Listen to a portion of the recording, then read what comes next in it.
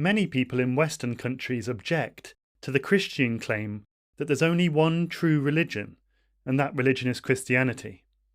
In short, they dislike Christianity's claim to exclusivity.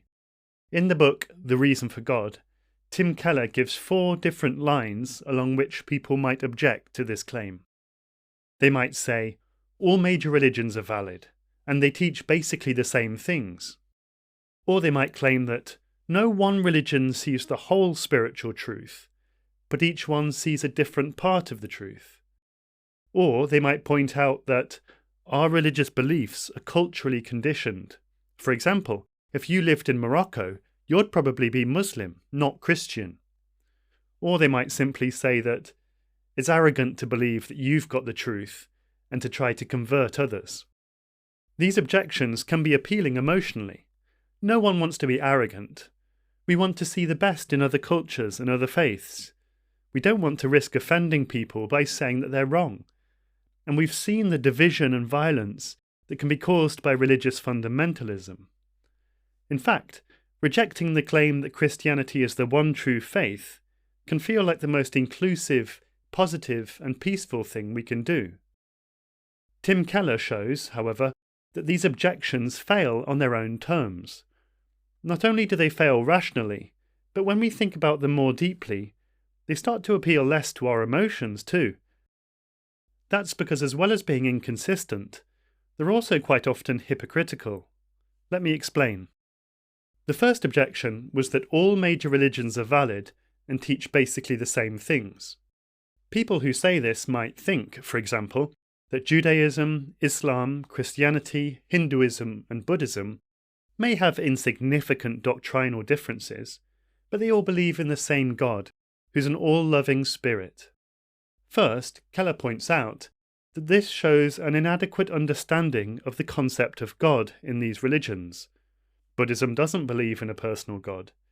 Judaism, Islam, and Christianity believe in a God whose attributes go far beyond simply being an all-loving spirit. In fact, something that Jews, Muslims, and Christians can agree on is that the different doctrines about the nature of God, about the Trinity and the divinity of Christ, matter. They're anything but insignificant.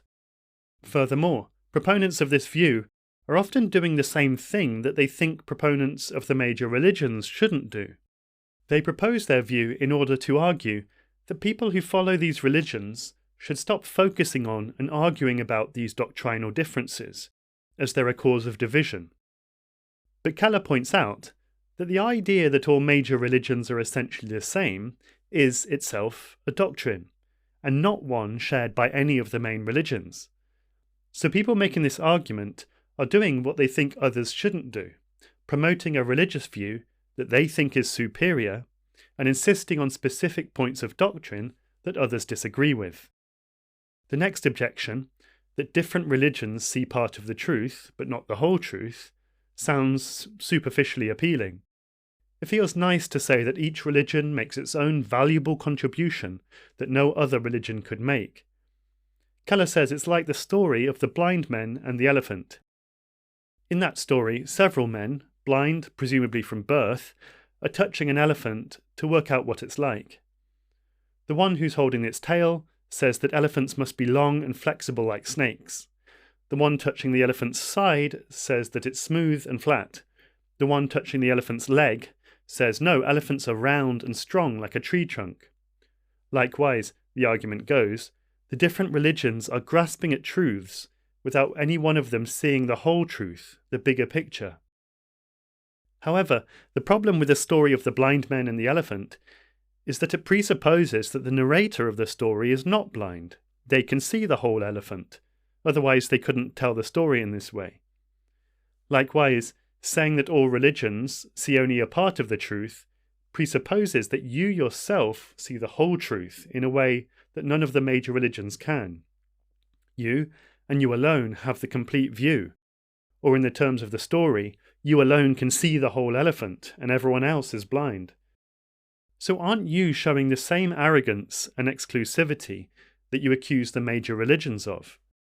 Next, there's the objection that all beliefs are culturally conditioned.